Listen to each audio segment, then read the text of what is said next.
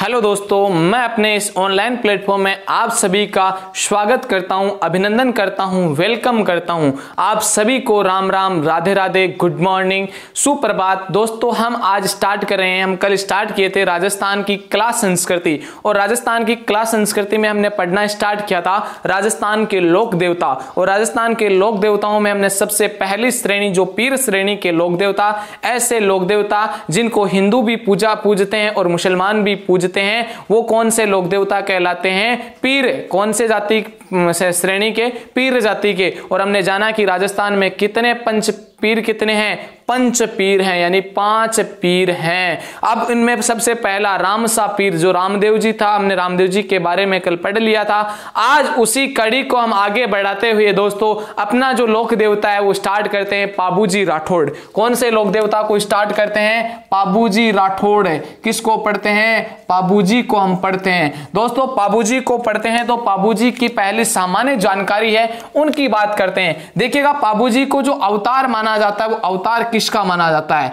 कि लक्ष्मण का अवतार। किसका अवतार? लक्ष्मण का।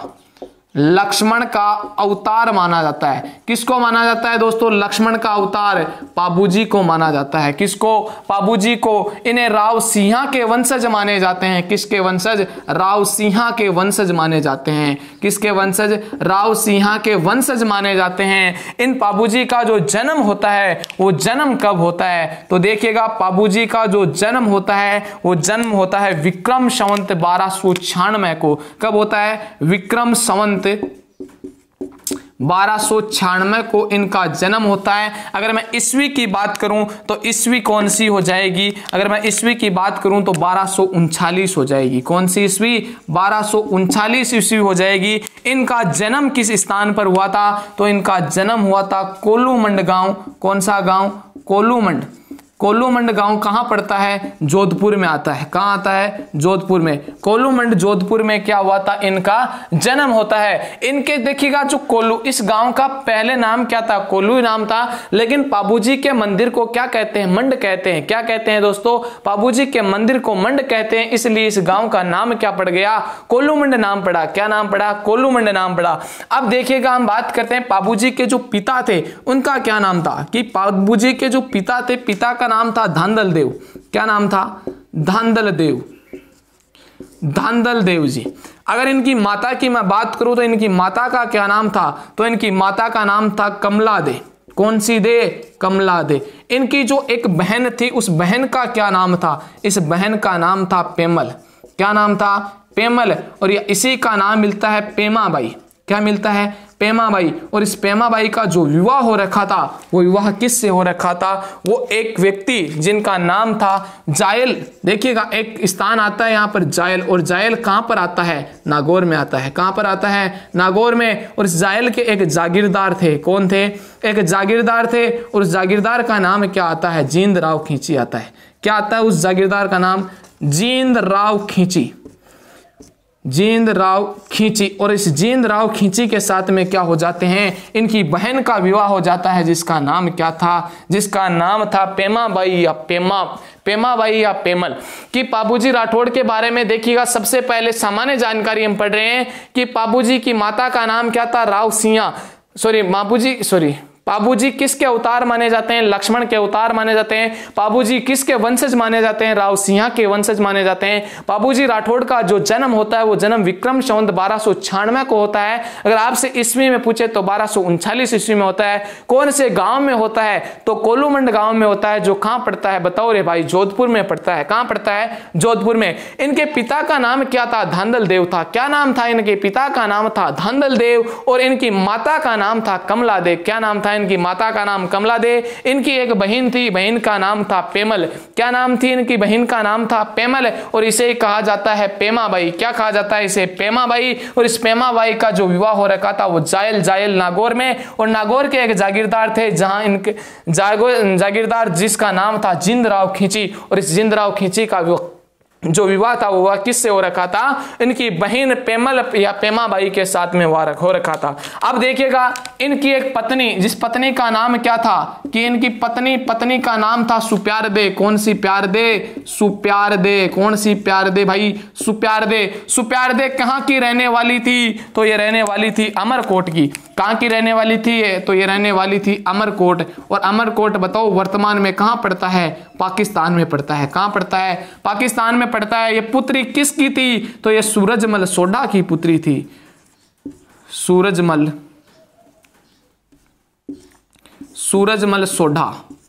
सूरजमल सोढ़ा की पुत्री थी। किसकी पुत्री थी? सूरजमल सोढ़ा की पुत्री थी। बताओ इतनी सामान्य जानकारी आपको याद हुई या नहीं हुई तो एक बार जल्दी से आप नोट कर लो, उसके बाद में हम आगे बढ़ते हैं। चलिएगा, आपने कर लिया होगा नोट या स्क्रीनशॉट ले लिया होगा, साथ साथ में नोट्स बनाते रहिए दोस्तों। आपको पूरी विस्तृत जानकारी इसी चैनल पर मैं आपको देता रहूंगा, इसी तरह वीडियो अपलोड करता रहूंगा और आपके लिए दिन रात मेहनत करके आपके लिए एक अच्छी क्लास तैयार करता रहूंगा। आगे चलिए दोस्तों, हम बात करते हैं यहाँ पर बाबूजी राठौड़ की। बाबूजी राठौड़ के बारे में हमने सामान्य जानकारी पढ़ी। इनके बाद में देखिएगा इनकी जो जाति थी वो जाति क्या थी कि बाबूजी राठौड़ की जो जाति थी वो जाति थी राजपूत। क्या जाति थी? राजपूत। इनकी जो गोत्र थी वो गोत्र क्या थी? इनकी गोत्र क्या थी? राठौड़ थी। क्या थी? राठौड़। इनकी जो सवारी थी वो सवारी क्या थी दोस्तों? तो इनकी सवारी थी घोड़ी। और घोड़ी भी कैसी थी? घोड़ी थी और घोड़ी भी कैसी थी? केसर कालमी घोड़ी थी। कौन सी घोड़ी? केसर कालमी घोड़ी थी। कौन सी घोड़ी? केसर कालमी घोड़ी। अब बात करते हैं इनके उपनामों की कि इनके उपनाम कौन कौन से हैं, तो देखिएगा इनके उपनाम, इनके हम बात करते हैं किसके उपनाम? बाबूजी के उपनामों की हम बात करते हैं तो देखिएगा उनको कहा जाता है प्लेग रक्षक देवता। कौन से देवता? इन्हें कहा जाता है प्लेग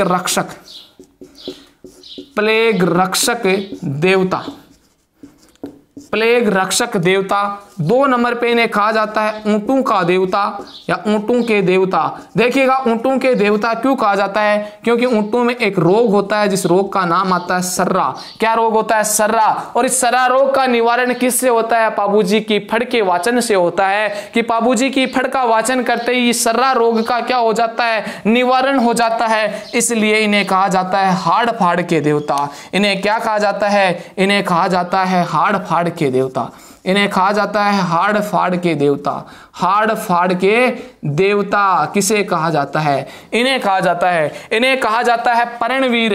कौन सा वीर? परणवीर। क्योंकि इन्होंने अपने परण की खातिर कौन सी गति को प्राप्त हो गए थे? वीर गति को प्राप्त हो गए थे दोस्तों। इसलिए इनके उपनामों में कौन कौन से नाम आते हैं? प्लेग रक्षक देवता, ऊंटों के देवता। और ऊंटों के देवता यानी सर्रा एक रोग होता है जिस रोग का निवारण बाबूजी की फड़ या बाबूजी का पूजा की जाती है। इसलिए वो रोग क्या हो जाता है? उस रोग का क्या किया जाता है? निवारण किया जाता है। और इसी कारण हाड़ फाड़ के देवता भी कहते हैं। प्लेग रक्षक देखिएगा चूहों की गंध से फैलने वाला जो रोग होता है उसे कहते हैं प्लेग रोग। चूहों की गंध से फैलने वाला जो रोग होता है उसे ही कहते हैं प्लेग रोग। तो एक बार जल्दी से इतना नोट कर लीजिए दोस्तों आप सभी।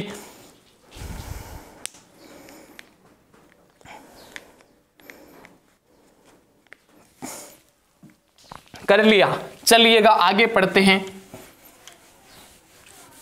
बाबूजी की खता भी है, वो खता भी मैं आपको पूरी समझाऊंगा और आपको उम्मीद है, आपसे वादा करता हूं कि आपकी खता, आपके वो खता पूरी की पूरी जहन में उतार दूंगा और आप उस खता को ताउमर नहीं भूलोगे। इससा ऐसा मेरा वादा है दोस्तों। आप सुनते जाना वो खता मेरी, वो खता भी सुन के जाना आप बाबूजी राठौड़ की। अब देखिएगा बात करते हैं हम कि बाबूजी ने सबसे पहले कि मारवाड़ में क्या किया था? मारवाड़ में सबसे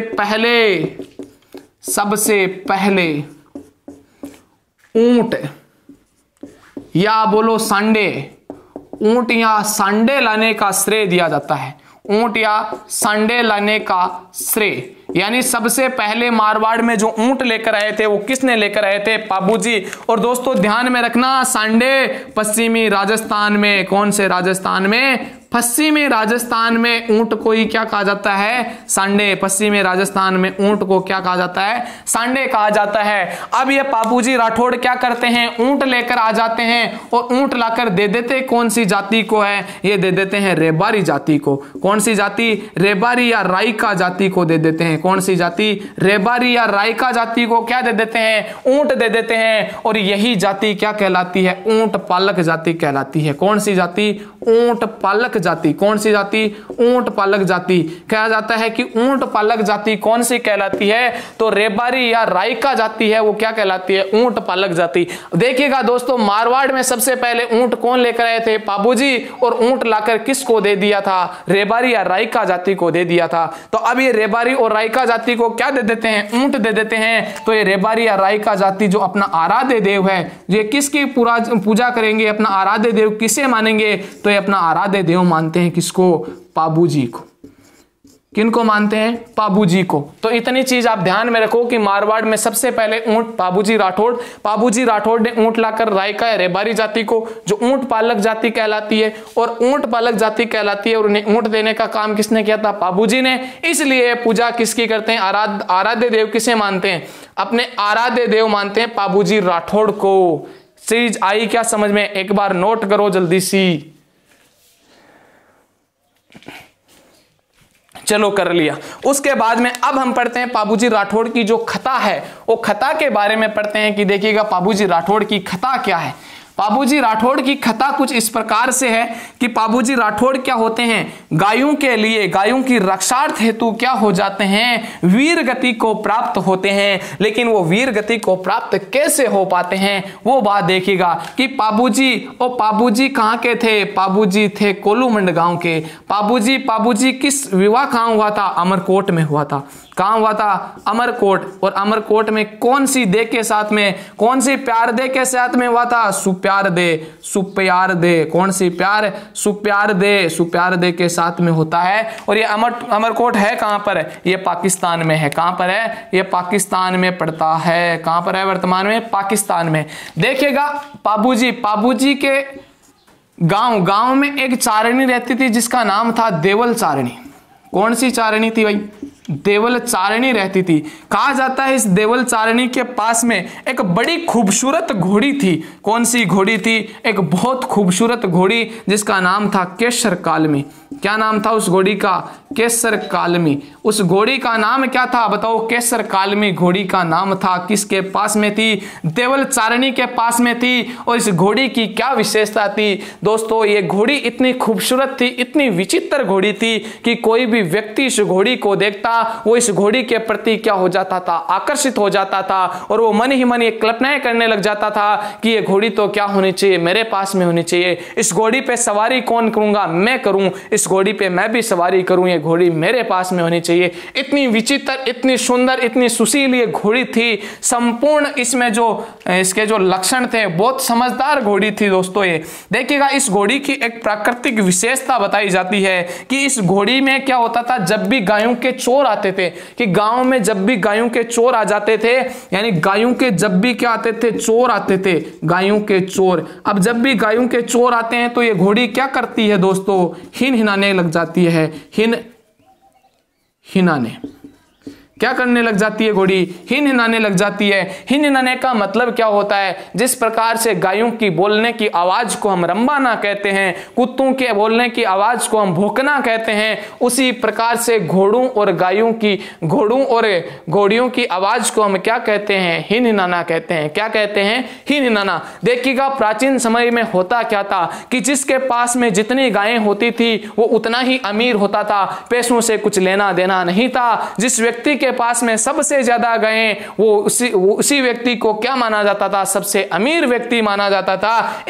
इसलिए प्राचीन समय में गायों की पहले चोरी होती थी और इन गायों के लिए बहुत सारे युद्ध भी होते थे। जैसे गोगा जी है, तेजा जी है, ये भी किसकी रक्षार्थ हेतु, गायों की रक्षार्थ हेतु वीर गति को प्राप्त होते हैं। उसी प्रकार से एक हमारे बीच में पाबूजी भी क्या होते हैं, गायों की रक्षार्थ हेतु वीर गति को प्राप्त होते हैं। लेकिन हम पढ़ते हैं किस प्रकार होते हैं, तो देखिएगा पाबूजी राठौड़, और पाबूजी राठौड़ के कहा जाता है एक बहनोई। पाबूजी राठौड़ के कौन, पाबूजी राठौड़ के एक बहनोई थे, यानी उनके जीजा, उस जीजा का नाम क्या था, जिंदराव खींची। क्या नाम था उनके जीजा का, और उनके जीजा का नाम था जिंदराव खींची। कौन से जीजा थे, जिंदराव खींची। और कहा जाता है जिंदराव खींची कहां के थे, जायल के थे। जिंदराव खींची जायल के थे। जायल कहां आता है, नागौर में आता है। देखिएगा जिंदराव खींची, खींची थे कहां के, जायल। जायल कहां पड़ता है, नागौर में।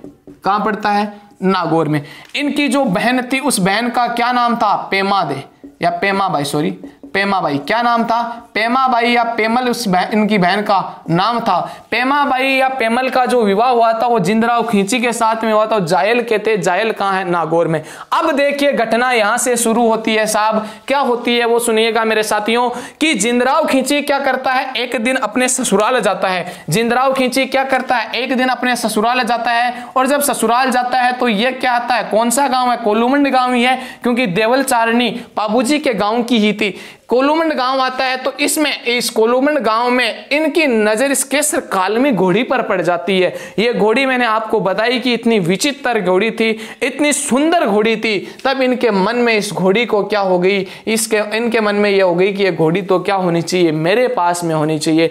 तो इन्होंने क्या है, इस देवल चारणी के पास में है और देवल चारणी को आकर बोले कि हमें ये केसर कालमी घोड़ी दे दो। तब देवल चारणी ने कहा कि सॉरी जमाई साहब, क्या कहा, सॉरी, आप हमारे गांव के पावना हो, आप हमारे घर के जमाई सा हो, लेकिन मैं घोड़ी आपको नहीं दे सकती, लेकिन मैं ये घोड़ी आपको नहीं दे सकती। आप हमारे घर के पावना हो, आप हमारे गांव के पावना हो और आप हमारे घर आए हो, इसलिए मैं आपका मान सम्मान आदर करती हूं और आप नाश्ता पानी चाय वगैरह पिए, और आपको ये घोड़ी तो मैं क्या करती हूं, नहीं दे सकती। इस बात कहा जाता है कि इस बीच में इनका जो वाद विवाद है वो बढ़ जाता है, और बढ़ने के बाद में पाबूजी को पता चलता है। कहा जाता है कि पाबूजी यहां आते हैं और आकर इन दोनों को समझाते हैं। समझाने के कारण ये जिंदराव खींची क्या हो जाता है, पाबूजी से नाराज हो जाता है, और देवल चारणी से तो पहले ही नाराज हो चुका था, क्योंकि इन्होंने तो क्या नहीं दी, घोड़ी नहीं दी। देवल चारणी से नाराज हो गया, पाबूजी से नाराज हो गया। बताओ अब ये अपने ससुराल जाएंगे या अपने गांव जाएंगे। जब पाबूजी से नाराज हो जाते हैं तो ये वापस लौट जाते हैं, कहां पर, अपने गांव जायल में लौट जाते हैं। कहां पर लौट जाते हैं, अपने गांव जायल में। कहा जाता है कि कुछ दिन बाद में क्या हो जाता है, इस पाबूजी का विवाह तय हो जाता है। पाबूजी का जो विवाह होता है वो विवाह क्या हो जाता है, तय हो जाता है। और विवाह होता किसके साथ है, इस सुप्यारदे के साथ में तय हो जाता है। अब विवाह तय हो जाता है, लेकिन हमारे समाज में कुछ ऐसी रस्में होती है जिन्हें जीजा के द्वारा पूरी की जाती है। और जीजा तो किससे नाराज था, पाबूजी से नाराज था। पाबूजी ने जीजा को मनाने के लिए एक संदेश भेजा, पत्र भेजा, जिसमें इनके विवाह का वर्णन था। लेकिन पाबूजी, कहा जाता है कि जिंदराव खींची ने पाबूजी के उस पत्र का कोई जवाब नहीं दिया, कोई रिप्लाई नहीं दिया। कहा जाता है कि पाबूजी ने पुनः एक पत्र भेजा, लेकिन इस बार भी पाबूजी के पत्र का कोई रिप्लाई नहीं आया। फिर पाबूजी ने एक संदेशवाहक को भेजा, संदेशवाहक के जरिए संदेश भेजा।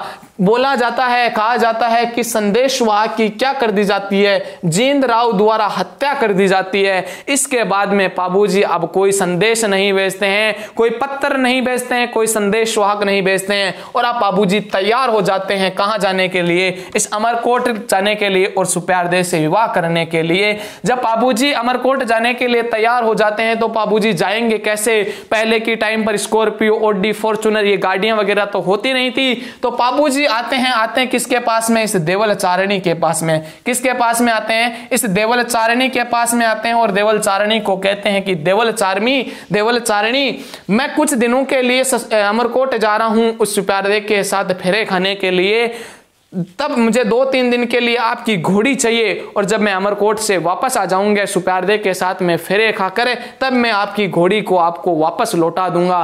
तब देवल चारणी कहती है कि पाबूजी राठौड़े घोड़ी थन में दे स्या, लेकिन थन मासू एक वादो करनो पड़सी, एक प्रोमिस करनो पड़सी। तो पाबूजी पूछते हैं कि बता देवल चारणी कौन सा प्रोमिस, कौन सा वादा करना होगा। तब कहा जाता है कि देवल चारणी ने कहा कि पाबूजी थे तो बारात लेकर या अमरकोट चले जाओगे और पीछे रहेंगी कौन इस गांव में, हम महिलाएं रहेंगी, और महिलाओं की अगर गायें चोरी हो जाती है हमारी, तो इन गायों की हम रक्षा कैसे कर पाएंगे। इसलिए आपको हमें वचन देना होगा कि जैसे ही इस गांव में क्या होती है, गायों के चोर आते हैं, और चोर आएंगे तो क्या होगा, ये घोड़ी स्वाभाविक हिननाएगी। और घोड़ी किसके पास में है, पाबूजी के पास में। जैसे ये घोड़ी हिननाती है या हमारी गायों की चोरी होती है, तो आप इन गायों की रक्षार्थ के लिए हमारे गांव जिस परिस्थिति में भी आप होंगे उस परिस्थिति में आप हमारे पास आ जाओगे और इन गायों की हमारी गायों की क्या करोगे, रक्षा करोगे। पाबूजी ने कहा आई प्रोमिस यू चारणी, पाबूजी ने कहा आई प्रोमिस यू चारणी, जैसे ही घोड़ी हिननाएगी मैं चाहे किसी भी परिस्थिति में हूं, मैं आपके पास आपकी गायों की रक्षार्थ के लिए पहुंच जाऊंगा। और इसी बीच में पाबूजी राठौड़ आ जाते हैं कहां पर, अमरकोट पाकिस्तान में, सुप्यारदे के साथ में विवाह करने में। अब जब इस बात का पता चलता है इस जिंदराव खींची को, किसको पता चलता है, जिंदराव खींची को, कि पाबूजी राठौड़ केसर काल में घोड़ी लेकर कहां पहुंचे हैं, अमरकोट चले गए। तब जिंदराव खींची बताओ नाराज होगा या दुखी होगा, क्योंकि देवल चारणी ने इन्हें घोड़ी देने से मना कर दिया था। तब ये पाबूजी क्या होते हैं, जिंदराव खींची क्या हो जाते हैं, नाराज होते हैं। मन ही मन में इस देवल चारणी से ईर्ष्या करने लग जाते हैं, घृणा करने लग जाते हैं, और ये एक प्लानिंग बनाते हैं, एक प्लान सोचते हैं। और वो प्लानिंग क्या थी कि पाबूजी भी कहाँ गए हैं, अमरकोट गए हैं, और क्यों ना आज रात में इस कोलूमंड गांव पर धावा बोल दूं, और धावा बोलकर मैं इस देवल चारणी की गायें क्यों ना चुरा लूं।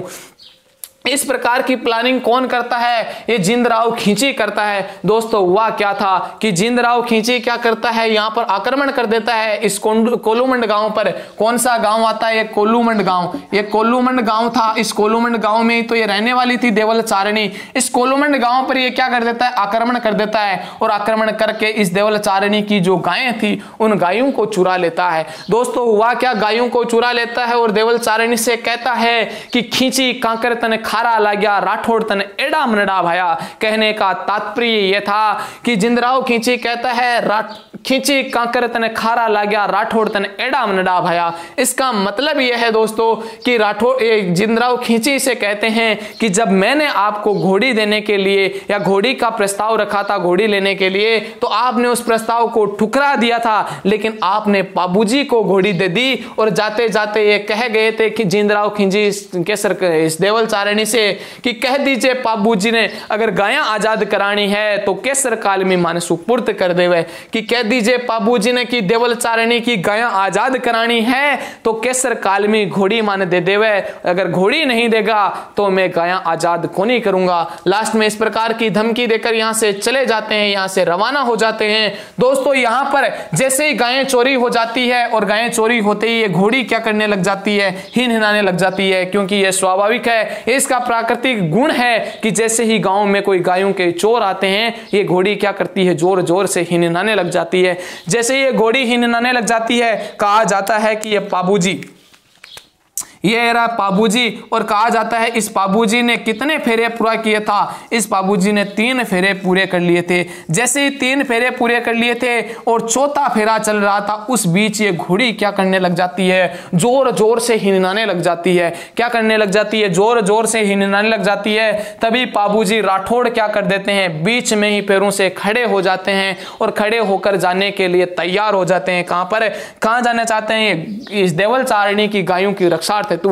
तभी इनके ससुर इनको समझाते हैं कि अतड़ेव छूटे अध बीचा में ओ करम बड़ो है अणु तो, और देवल ने मैं मना ले स्या और खींची जती गाया ले गो है बाऊ दूनी गाया गिनवा दे स्या। तब पाबूजी अपने ससुर सोडा राणा को समझाते हैं कि गाया साटे गाया देवला, कि जद गाया साटे गाया देवला किया बिराजन ला भाया में और राजपूती किया डुबो द्या जकी है मन प्राणा सु प्यारी। इस प्रकार का वाद विवाद होता है दोस्तों, और फिर पाबूजी यहां से रवाना हो जाते हैं। कहां से, यहां से रवाना हो जाते हैं और रवाना होकर आते हैं किसके पास में है, इस देवलचारिणी के पास में आ जाते हैं और देवलचारिणी को कहते हैं कि देवलचारिणी क्या बात हुई, कौन ले गया तुम्हारी गायें, घोड़ी कैसे ही निना रही है। तब देवलचारिणी रोती हुई, आंसू टपकाती हुई पाबूजी को कहती है कि पाबूजी राठौड़, तुम्हारा जीजा आया था, तुम्हारा बहनोई आया था जिंदराव खींची, और वो मेरी गायें चोरी करके ले गया और जाते जाते मुझे धमकी और देके गया है कि पाबूजी ने खेद दीजिए कि पाबूजी को कह देना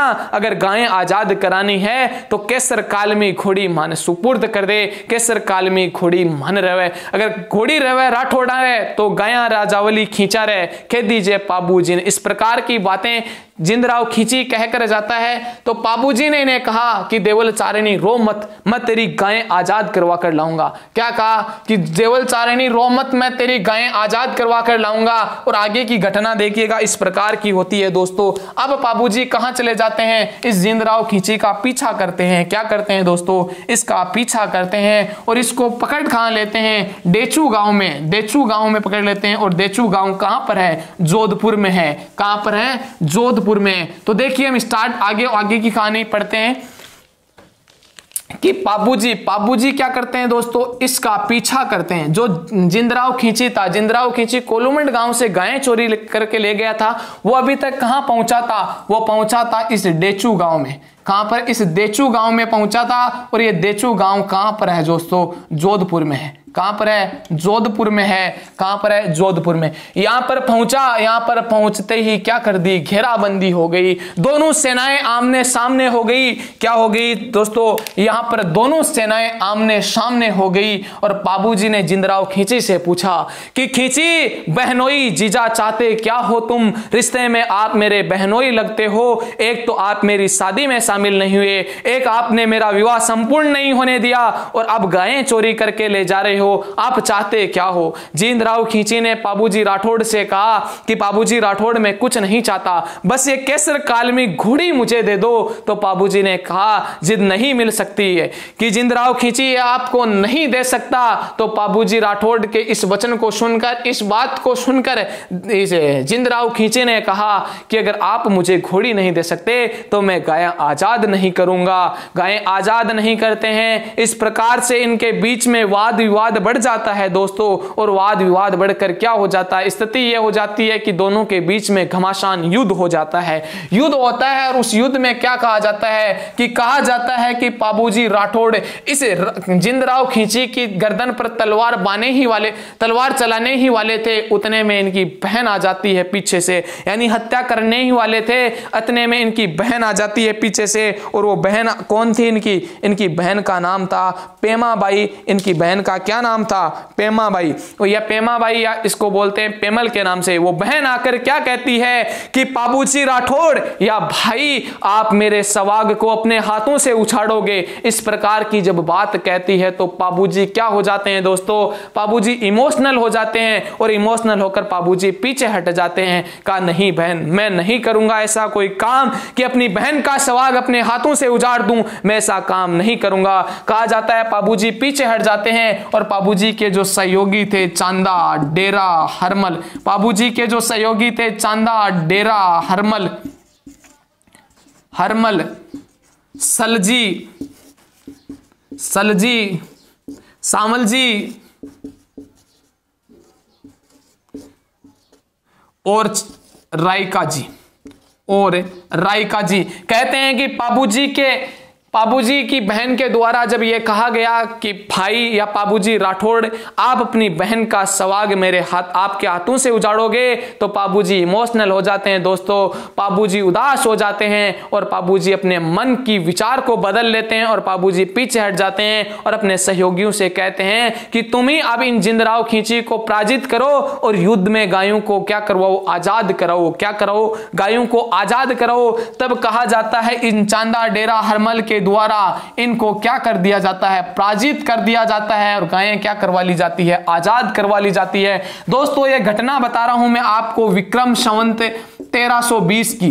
कब की? विक्रम संवत 1320 की यह घटना कि गायें क्या करवा ली जाती है? आजाद करवा ली जाती है। लेकिन यह युद्ध अभी रुका नहीं है, कि यह युद्ध अभी रुका नहीं है। अब जब आज इनको पराजित कर दिया जाता है जींदराव खींची को, तो जींदराव खींची मन ही मन में इस पाबूजी से क्या करने लग जाते हैं? पाबूजी और पाबूजी के सरदारों से क्या करते हैं? घृणा करने लग जाते हैं। इनके मन में द्वेष उत्पन्न हो जाता है, इनके प्रति ये ईर्ष्या करने लग जाते हैं। अब क्या होता है कि जैसे पाबूजी शाम हो जाती है और शाम होने के बाद में जब मध्य रात्रि या रात्रि का समय था, उस समय पाबूजी और पाबूजी के सरदार और बाकी सेना थी वो सो रही थी। उस समय जींदराव खींची ने क्या किया? आकस्मिक रात के समय आकस्मिक आक्रमण कर दिया, अचानक आक्रमण किया। किस पे? पाबूजी और पाबूजी की सेना पर। और कहा जाता है कि पाबूजी और पाबूजी के सरदार संभल पाते उससे पहले अचानक आक्रमण से क्या हो गए थे? पाबूजी घायल हो गए थे। और घायल होने के बाद में परिणाम स्वरूप ये हुआ, परिणाम ये निकला कि उस घायल के होने के बाद में पाबूजी कौन सी गति को प्राप्त हो जाते हैं? वीर गति को। कौन सी गति को? वीर गति को प्राप्त हो जाते हैं। तो बताओ पाबूजी किस लिए वीर गति को प्राप्त हो जाते हैं? पाबूजी गायों की रक्षार्थ हेतु, गायों की रक्षा करते हुए वीर गति को प्राप्त हो जाते हैं। इसलिए इन्हें बोला जाता है गो रक्षक देवता। इन्हें इसलिए बोला जाता है कौन सा देवता? इन्हें बोला जाता है गो रक्षक देवता। गो रक्षक देवता इन्हें बोला जाता है कौन सा देवता? गो रक्षक लोक देवता। गो रक्षक लोक देवता के नाम से इन्हें जाना जाता है। क्यों? क्योंकि पाबूजी राठौड़ जींदराव खींची से गायों की रक्षार्थ हेतु लड़ते हुए क्या हो गए थे? वीर गति को प्राप्त हो गए थे। दोस्तों ये थी पाबूजी राठौड़ री कथा, पाबू धनी री कथा। अगर आपको कथा ये समझ में आई है तो एक बार आप मुझे कमेंट करके बता दीजिए कि समझ में आई है। और आप अभी तक चैनल को लाइक, अपनी इस क्लास को, इस सेशन को लाइक नहीं किया है तो सेशन को एक बार लाइक कर दीजिए, शेयर कर दीजिए। और अभी तक आपने चैनल को सब्सक्राइब नहीं किया तो चैनल को सब्सक्राइब कर लीजिए और बेल आइकन को भी प्रेस कर लीजिए ताकि आगे आने वाले जो वीडियो हैं उनके नोटिफिकेशन आपको मिल जाए। तो यहां तक कि आपको जो घटनाएं थी वो समझ में आ गई। अब हम एक एक पॉइंट टू पॉइंट इनकी बातों को लिखते हैं कि पाबूजी राठौड़ से संबंधित और क्या क्या चीजें और क्या क्या क्वेश्चन हमसे पूछे जा सकते हैं। चलिए आगे हम बात करते हैं।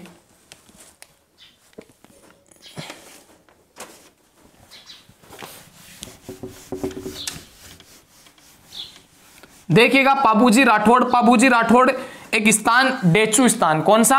डेचू स्थान। उस डेचू स्थान पर क्या हो जाती है पाबूजी राठौड़ की? कि कौन सा स्थान? डेचू।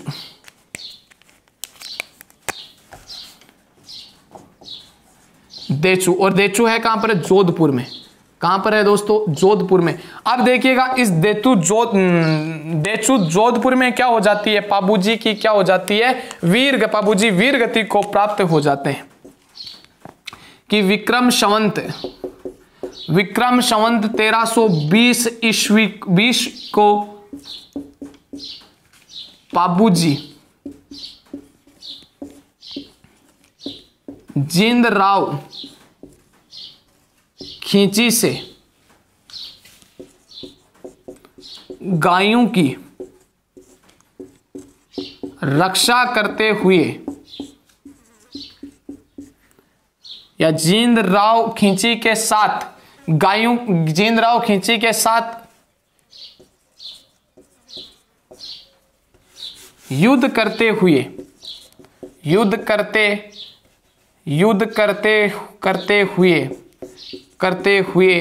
वीर गति को प्राप्त हो जाते हैं। कौन सी गति को? वीर गति को प्राप्त हो जाते हैं। कौन सी गति को? वीर गति को प्राप्त हो जाते हैं। कब हो जाते हैं? विक्रम संवत 1320 को हो जाते हैं। उसके बाद में देखिएगा पाबूजी के सम्मान में राजस्थान में 4 फेरे भी लिए जाते हैं। कि पाबूजी के सम्मान में देखिएगा, पाबूजी के सम्मान में राजस्थान में विवाह के अवसर पर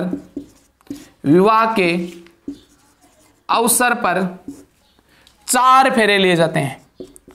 4 फेरे लिए जाते हैं। क्योंकि पाबूजी ने कितने फेरे लिए थे? 4 फेरे लिए थे। और 4 फेरों के बाद में उनका विवाह पूर्ण मान लिया जाता है। और उसके बाद में जो सुप्यारदे होती है वो सती हो जाती है। क्या हो जाती है? पाबूजी के साथ में क्या हो जाती है? सती हो जाती है दोस्तों। तो देखिएगा 4 फेरे लिए जाते हैं। कि पाबूजी के सम्मान में राजस्थान में कितने फेरे लिए जाते हैं? 4 फेरे लिए जाते हैं। बात आई क्या समझ में? अगर इतनी सी बात समझ में आई तो आप जल्दी से एक बार ये नोट कर लीजिए दोस्तों, उसके बाद में हम आगे की बातें अपनी पढ़ते हैं।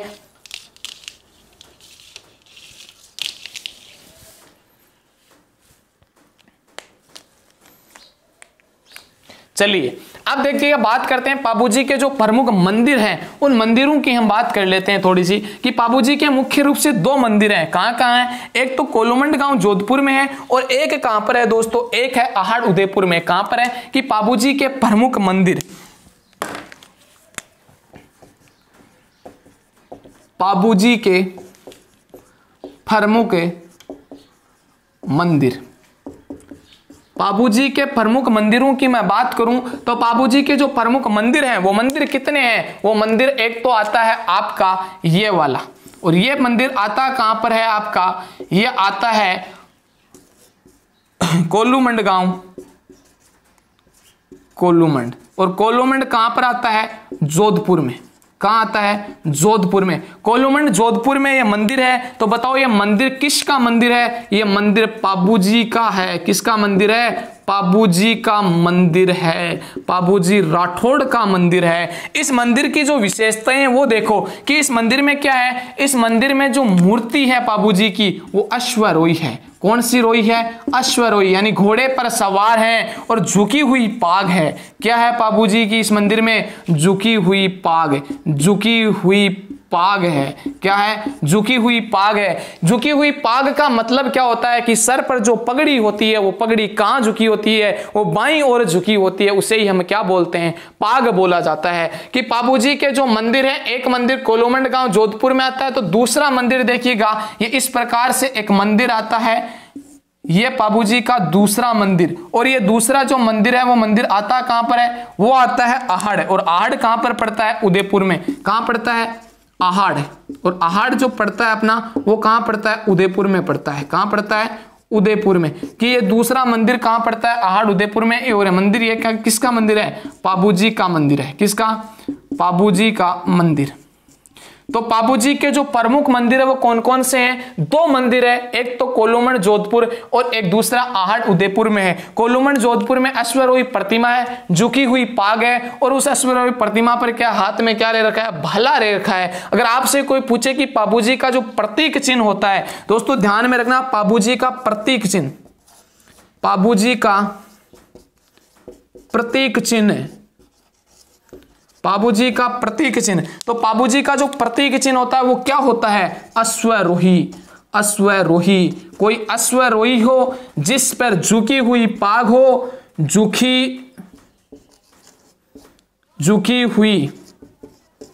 झुकी हुई पाग, और हाथ में क्या हो? हाथ में हो भला। और हाथ में क्या हो? हाथ में हो उसके भला। कि आपको कोई प्रतिमा ऐसी मिलती है कि वो अश्वरोही हो, उसके सर पर झुकी हुई पाग हो और हाथ में क्या हो? भाला हो। वो प्रतिमा या वो तस्वीर किसकी होगी? आप पहचान जाओगे आसानी से कि वो किस लोक देवता की तस्वीर होगी? वो पाबूजी की होगी। किसकी होगी? पाबूजी की। और इनके जो प्रतीक चिन्ह है वो भाले लिए अश्वरोही होता है, वो इनके क्या माना जाता है? प्रतीक चिन्ह माना जाता है। अब देखिएगा इन दोनों मंदिरों में एक मेला भरता है। क्या भरता है? एक मेला, जो प्रतिवर्ष एक मेला लगता है। और मेला लगता कब है? चैत्र अमावस्या को लगता है। कब लगता है? चैत्र अमावस्या को।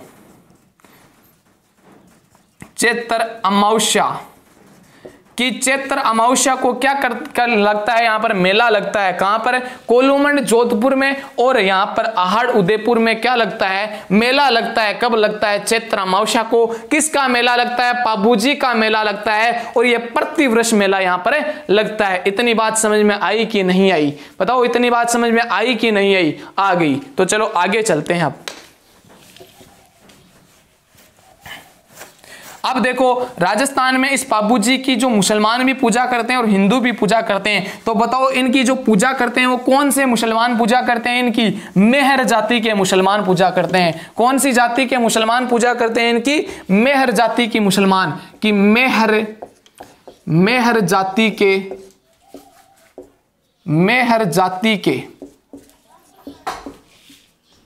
जाति के मुसलमान मुसलमान पूजा करते हैं। क्या करते हैं? मेहर जाति के मुसलमान क्या करते हैं? पूजा करते हैं। किसकी करते हैं? बाबूजी राठौड़ की पूजा करते हैं। आई क्या बात समझ में? बताओ आई या नहीं आई? अरे बता दो आई या नहीं आई। अब देखो बाबूजी राठौड़ के क्या थे? कुछ भक्त या सहयोगी या हम बोलूं सरदार है।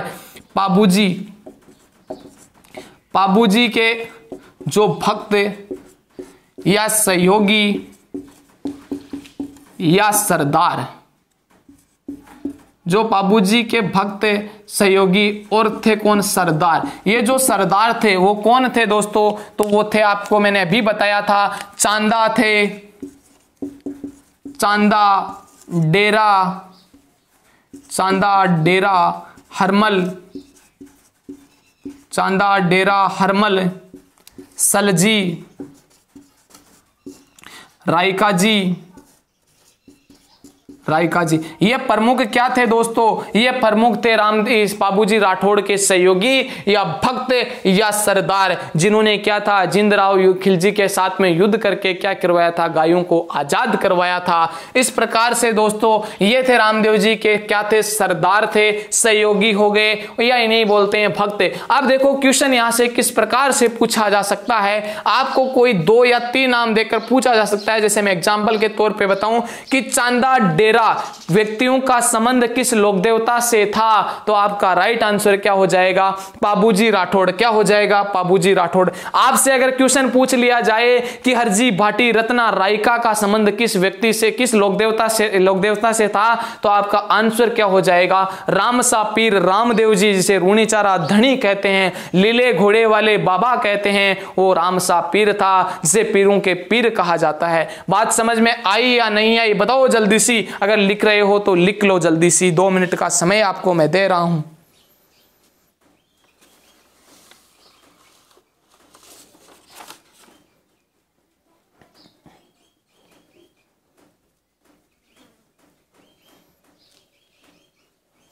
चलो लिख लिया।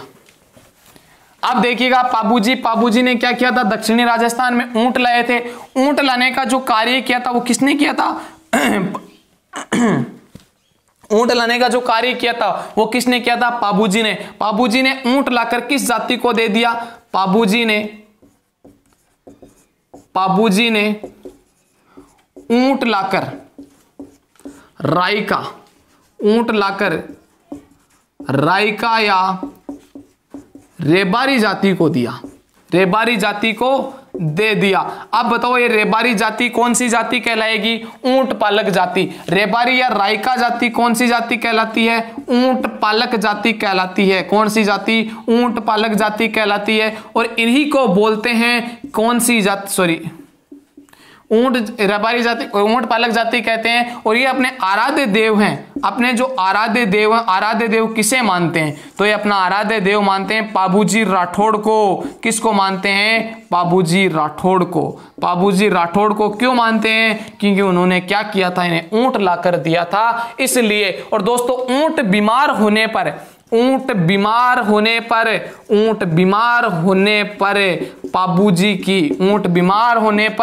बाबूजी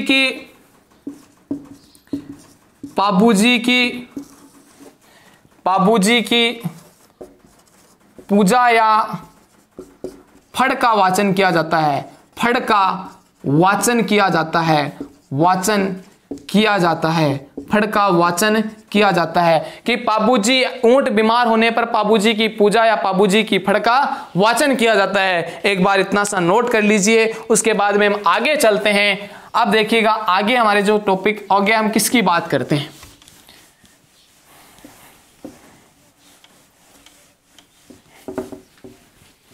कि एक तो आते हैं देखो पावड़े शब्द। देखो मैं 3 शब्द लिखूंगा बोर्ड पर। एक तो आते हैं पवाड़े, कई जगह पवाड़े या कई जगह पावड़े नाम भी मिलते हैं। जो पवाड़े होते हैं वो पवाड़े किसे कहते हैं? कि किसी वीर पुरुष की जो लोक गाथाएं होती है उन्हीं को क्या कहते हैं? पवाड़े कहा जाता है। कि वीर पुरुषों की क्या कहलाती है?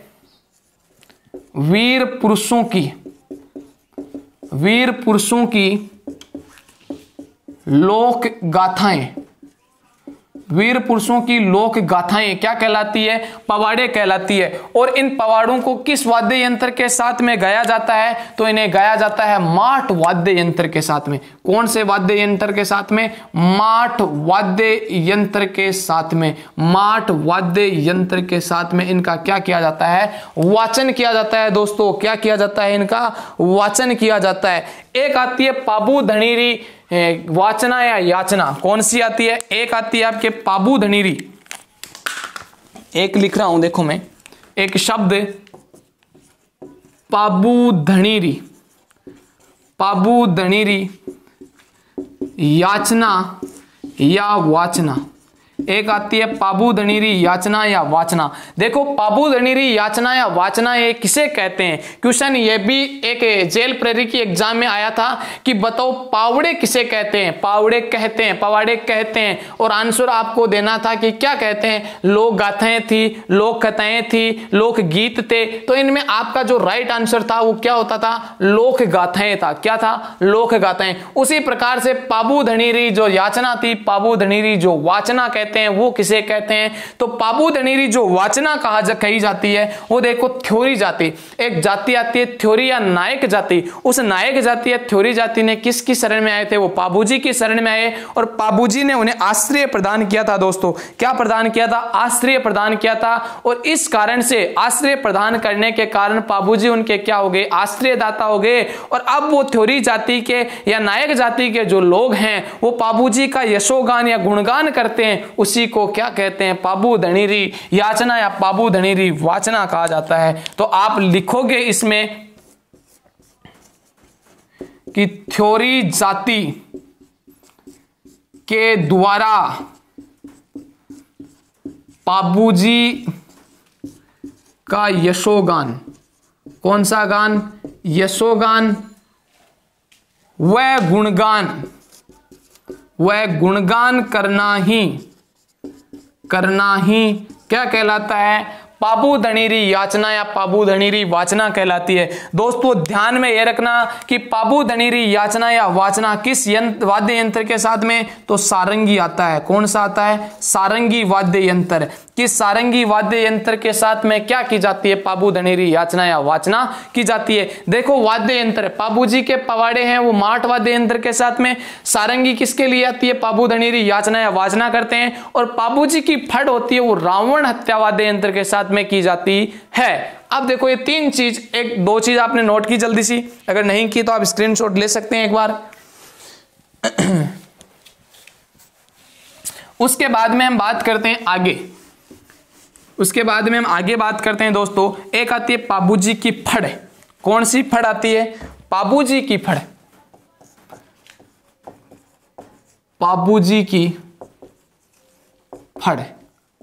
पाबूजी की फड़ जो है वो क्या है? देखिएगा सबसे पहले तो फड़ कहते किसे हैं? फड़ का मतलब होता है कि कपड़े के ऊपर जो वीर पुरुष हुए हैं या वीर जो लोक देवताएं हुए हैं उनकी जो जीवनी होती है कपड़े पर, उसी को क्या कहते हैं? फड़ कहते हैं। और बताओ फड़ कहाँ की विक्स प्रसिद्ध है? शाहपुरा शैली की फड़ प्रसिद्ध है। और शाहपुरा आता कहाँ पर है? भीलवाड़ा में आता है। कि फड़ शाहपुरा शैली की फड़, शाहपुरा शैली में कपड़े के ऊपर जिन लोक देवताओं या वीर पुरुषों की जो जीवनी उत्कीर्ण की जाती है या जिन लोक देवताओं या वीर पुरुषों की जीवनी लिखी जाती है उसे ही हम क्या कहते हैं? फड़ कहते हैं। तो दोस्तों ध्यान में रखना कि शाहपुरा शैली में कपड़े के ऊपर जिन वीर पुरुषों की जीवनी लिखी जाती है उन्हें क्या कहते हैं? फड़ कहा जाता है। क्या कहा जाता है? फड़ कहा जाता है। इनकी फड़ में मोस्टली 3-4 पॉइंट आपको याद रखने हैं कि सब लोक देवताओं में, ध्यान में रखना, एक पॉइंट आता है कि लोक देवताओं में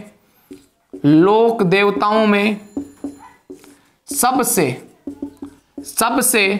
लोकप्रिय फड़, सबसे लोकप्रिय फड़ कि लोक देवताओं में सबसे लोकप्रिय फड़ किस लोक देवता की है? पाबूजी की। दूसरी सबसे चौड़ी फड़, कौन सी है दोस्तों? सबसे चौड़ी फड़। ध्यान में रखना, सबसे लंबी जो फड़ है वो फड़ किसकी है? देवनारायण जी की। वो देवनारायण जी जिसे विष्णु अवतार कहा जाता है, जिनके सवारी लीलाघर था। घोड़ा कौन सा था? लीलाघर था। जिनके पिता का नाम भोज था, बगड़ावत भोज था। जिनके बचपन का नाम क्या था? उदय सिंह था। माता साडू खटाणी थी। इस प्रकार से उनके बारे में भी हम चर्चा करेंगे, लेकिन आगे करेंगे। तो ध्यान में रखना कि सबसे बड़ी फड़ देवनारायण की, और एक चीज ये भी ध्यान में रखना कि सबसे छोटी फड़ भी किसकी है? देवनारायण जी की है। छोटी कैसी है? छोटी चौड़ाई के आधार पर। जैसे सबसे चौड़ी फड़ किसकी आती है? पाबू जी की। तो सबसे कम चौड़ी फड़ किसकी आती है? देवनारायण जी की। और सबसे लंबी फड़ किसकी आती है? वो भी देवनारायण जी की आती है।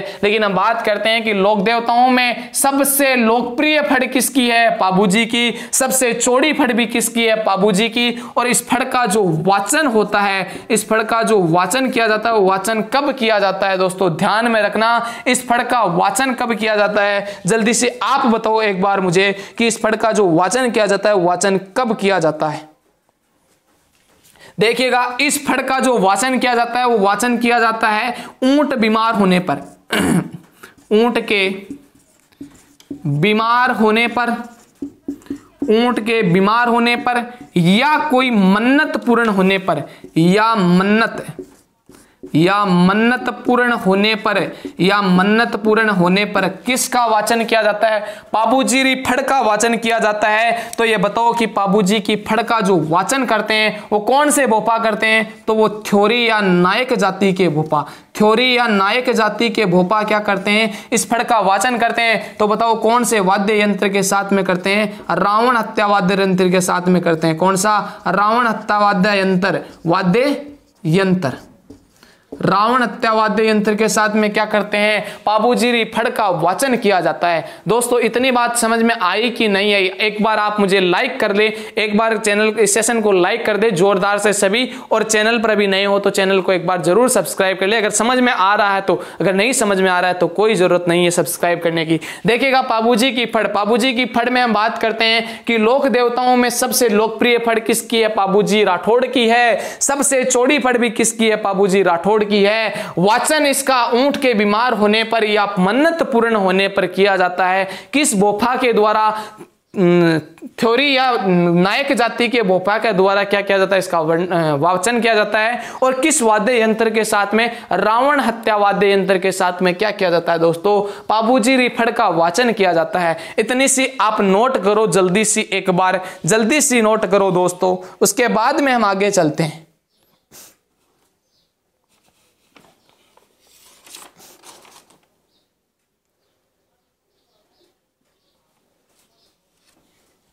चलिए अब हम आगे चलते हैं। स्टार्ट। देखिएगा, जो पाबूजी के इतिहास के बारे में जो जानकारी मिलती है दोस्तों, वो जानकारी हमें कौन से ग्रंथों से मिलती है? हम बात करते हैं कि पाबूजी की जो जानकारी मिलती है वो जानकारी हमें कौन से ग्रंथों से मिलती है। तो देखिएगा, पाबूजी के ग्रंथ जो है, एक नंबर पे जो ग्रंथ आता है उसका नाम है पाबू प्रकाश। कौन सा ग्रंथ है? पाबू प्रकाश। और बताओ पाबू प्रकाश ग्रंथ किसने लिखा? ओसिया मोड़जी ने लिखा। किसने लिखा? ओसिया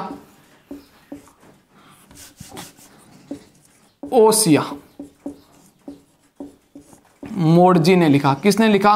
ओसिया मोड़जी ने लिखा। तो बताओ जो दूसरा ग्रंथ आता है उस दूसरे ग्रंथ का क्या नाम है?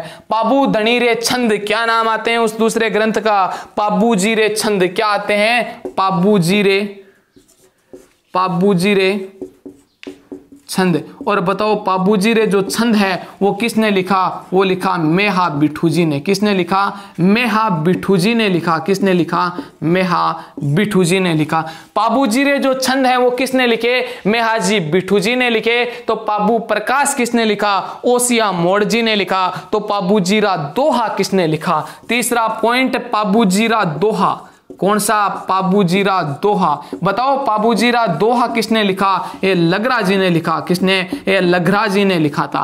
ये तीन अगर आप ग्रंथ पूरे पढ़ लेते हो तो पाबूजी के जीवन की संपूर्ण जानकारी आपको प्राप्त हो जाती है। यानी कहने का तात्पर्य यह है कि पाबूजी के जीवन के बारे में जो जानकारी हमें मिलती है वो इन तीन ग्रंथों से मिलती है कि पाबू प्रकाश ओसिया जी मोड़ ने, पाबूजी रे छंद मेहा बिठूजी ने, और पाबूजीरा दोहा किसने लिखा था? लकराजी ने लिखा था। किसने लिखा था दोस्तों? लकराजी ने लिखा था। और इस प्रकार से हमने पूरी विधि विधान के साथ में इस पाबूजी वाली क्लास को या पाबूजी वाले जो टॉपिक था लोक देवता पाबूजी, इसको कंप्लीट कर लिया गया है दोस्तों। अगर आप इसी तरह सपोर्ट अगर बनाए रखेंगे तो हम आगे और श्रृंखला को बढ़ाते रहेंगे दोस्तों। अगर आप अभी इस चैनल पर नए हो तो चैनल को सब्सक्राइब जरूर कर लें और चैनल को ज्यादा से ज्यादा मात्रा में शेयर करें ताकि और भी सदस्य हमारे साथ में जुड़ सके।